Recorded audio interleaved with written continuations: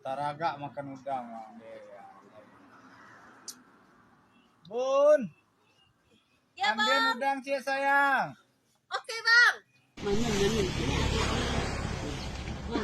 Udang merupakan makanan laut yang memiliki sumber vitamin, sumber mineral, sumber protein, dan kandungan omega 3 dan omega 6 yang tinggi ya teman-teman.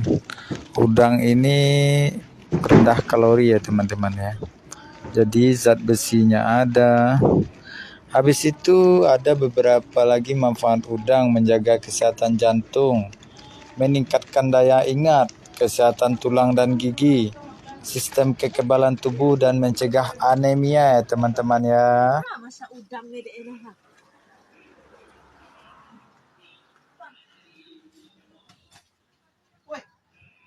Wah, muridku. Masak deh babang.